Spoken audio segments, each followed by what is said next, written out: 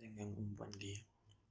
En este video se hablará acerca de la estación de compostaje que se diseñará y se implementará en el municipio de Nahuizalco, en el departamento de Sonsonate.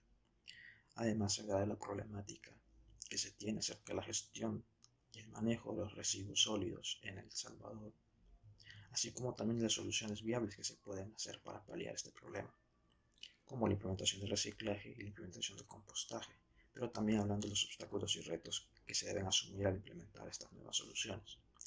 También se realiza el cálculo de toda la generación de residuos sólidos y los cálculos necesarios para el diseño de una planta de compostaje o una estación de compostaje que se va a implementar específicamente en el municipio de Nahuizalco.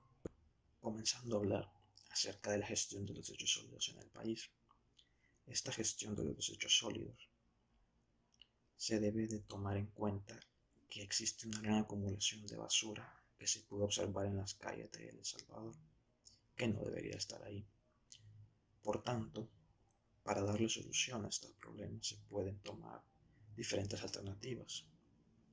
Aquí se consideran dos: la implementación de reciclaje y la implementación del compostaje.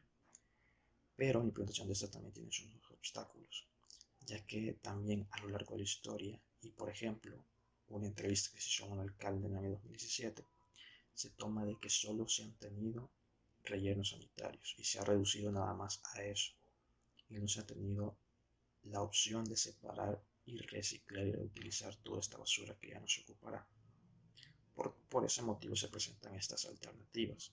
Sin embargo, existen retos que se deben asumir al implementar todo ello. Empezando hablando de reciclaje, se debe tomar en cuenta que no toda la responsabilidad recae en la municipalidad, que es la que tiene que recolectar.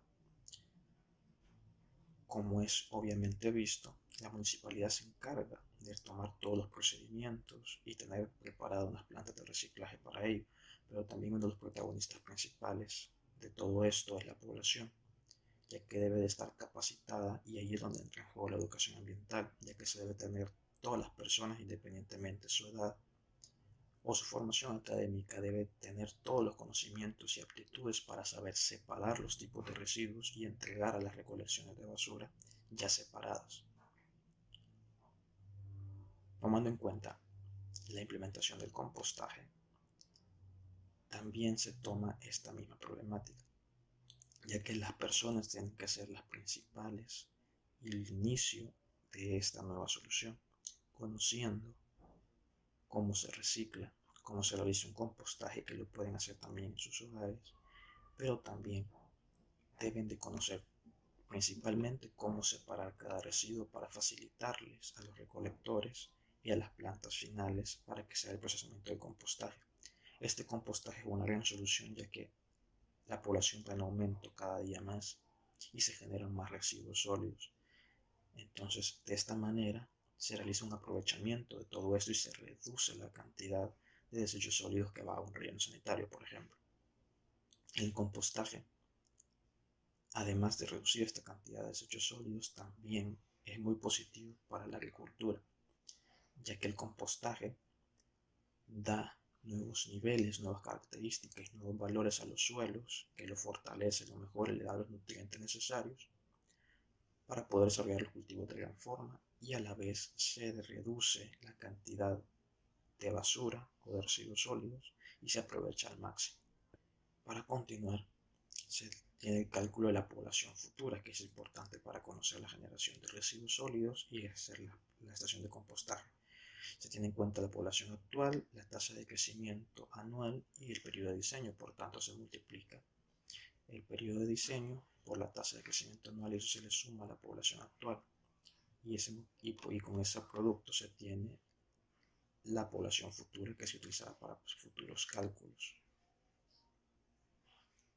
Que la población futura sería de 15.450 habitantes y ese será en el siguiente paso en el cálculo de generación de residuos sólidos. En la generación de residuos sólidos se toma en cuenta la población, el cálculo de población que se tomó anteriormente, por la generación per cápita de los residuos sólidos. Y todo eso se divide entre 1000 para que coincidan las unidades. Tiene una generación de residuos sólidos de 16 toneladas al día. La separación de residuos es una propuesta que tenemos nosotros, de cómo gestionar todo esto, la disposición final que debe darse a todos los desechos sólidos en este municipio.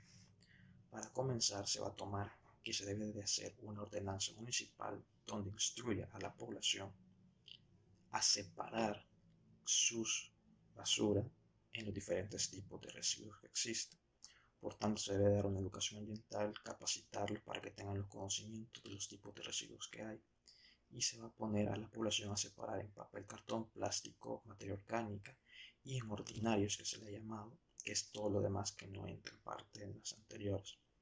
Por tanto, que cada persona desde su hogar, separando su basura en estas etapas, también se establecerá un contenedor por colonia donde cada persona vaya a dejar esta basura separada con estos colores, con estas bolsas, en los contenedores que van a estar por colonia y el mismo color y las mismas indicaciones.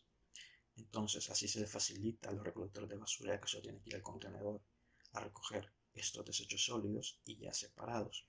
Así que todo esto se va a las plantas de reciclaje, a donde se tiene que ir, y la materia orgánica se separa y se lleva hasta la estación de compostaje.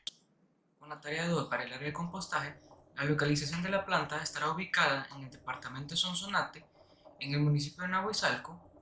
Además, en la siguiente foto se muestra la ubicación del área sobre el terreno que se ha escogido para la construcción de esta área de compostaje. Además, las coordenadas son las que se muestran en pantalla.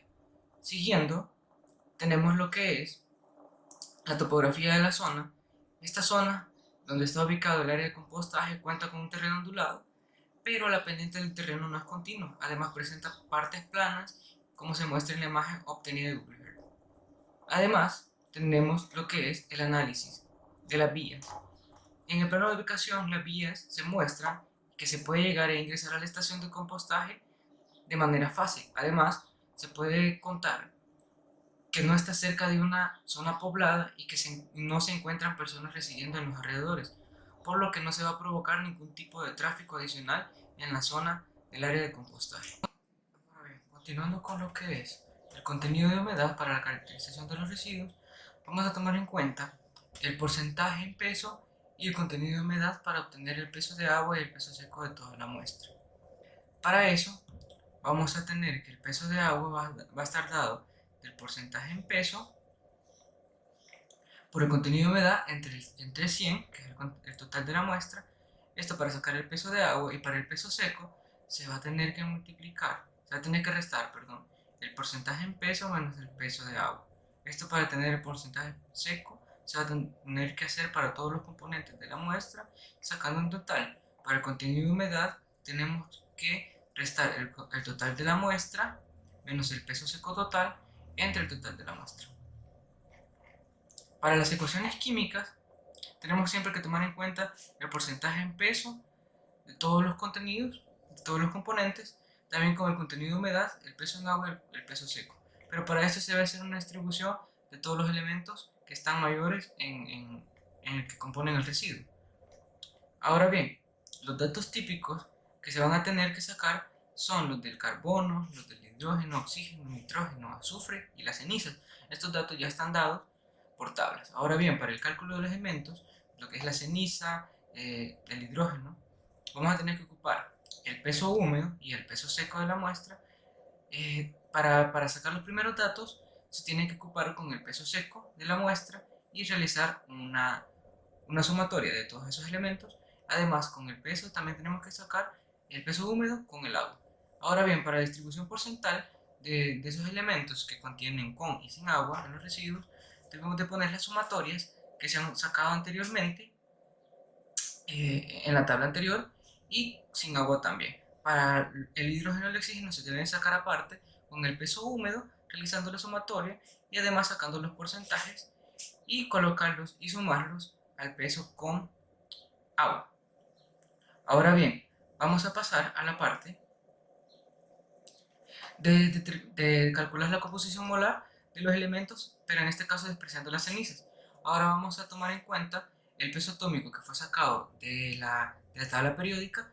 Además, los moles, en este caso, van a estar dados por el peso atómico y también tomando en cuenta el peso en kilogramos. Para cada uno de ellos, el carbono también para el hidrógeno con agua y sin agua.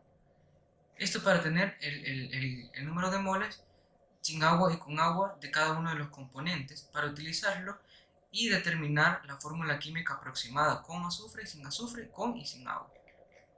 Ahora bien,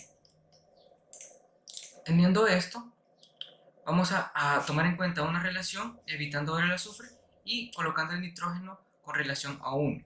Entonces, ahora lo que se debe sacar es dividir los moles de carbono entre los moles de nitrógeno, los de hidrógeno entre los de nitrógeno, así sucesivamente, con agua y sin agua. Ahora, para la relación del mol, vamos a tomar en cuenta que el azufre va a ser 1 y vamos a hacer lo mismo de dividir el carbono entre el azufre con agua y sin agua respectivamente. Ahora bien, esto va a ser, esos números que se acaban de sacar son para colocarlos en las fórmulas químicas sin azufre, con agua y sin agua, y ahora también tomándolo en cuenta el azufre con y sin agua. Ahora vamos a pasar al poder calorífico, el cual vamos a ocupar siempre el peso húmedo de la muestra, de cada uno de los componentes, y la energía que va a tener cada uno, que son datos de tablas que ya nos han sido dados. Ahora bien, la energía total va a estar dada por la multiplicación del peso húmedo por la energía, y vamos a tener vamos a sacar por cada componente de la muestra una energía total y la vamos a sumar para poder sacar el poder calorífico de toda nuestra muestra. En este caso es de 23.408.85. Ahora vamos a pasarnos a lo que es el cálculo del área de la planta, el área de almacenamiento de los reciclados. Ahora bien, vamos a comenzar a calcular el área total para el compostaje. Esto va a estar dado siempre por los años, vamos a ocupar siempre 40 años de diseño y vamos a comenzar a sacar para utilizarlos en los datos de almacenaje inicial y almacenaje final. Ahora bien, para la población siempre lo vamos a ocupar con el método aritmético en este caso, el cual vamos a tener para 40 años una población de 15.450. La generación per cápita va a estar siempre dada por el crecimiento que va a tener esta, que es del 0.5%. Ahora bien, para la generación de los residuos sólidos, vamos a tener que utilizar a la población y la generación per cápita entre 1000. Para la materia orgánica, vamos a utilizar la generación de residuos por el 0.65%. Para el volumen, vamos a utilizar la materia orgánica entre 0.7 de toneladas sobre metro cúbico. Para calcular la longitud de la hilera, se va a tener que dividir el volumen que ya se ha dado y el área triangular.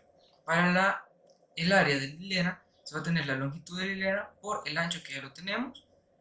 Para calcular el área de revoltura, vamos a multiplicar el área de la hilera por 2. Para el área total de compostaje a 40 años, se debe de hacer una multiplicación del área de revoltura por 120 días, que ya lo tenemos también, teniendo así 4.773.8 metros cuadrados. Ahora bien, estos datos nos van a servir para poder calcular el almacenaje final y el inicial de todos los materiales que se puedan reciclar. Ahora bien, para el almacenaje inicial vamos a ocupar el papel con un tiempo de 3 días. La densidad de este residuo va a ser 0.40 toneladas metros cúbicos y el almacenaje, la altura va a ser de 2 metros. Siempre tomando en cuenta 40 años, el almacenaje inicial ya va a estar dado, que lo hemos sacado anteriormente, multiplicado por 3 días. El volumen, de igual manera, va a estar dado por el almacenaje inicial por la densidad del residuo. Además, el área va a estar dada por el volumen por el H de almacenamiento. Ahora bien, para el almacenaje final del papel vamos a tener siempre ya los datos que hemos sacado, el volumen reducido, que va a ser por el 0.45%, y el volumen total para cada uno de todos los residuos que se puedan reciclar y se puedan utilizar. Gracias por su atención prestada.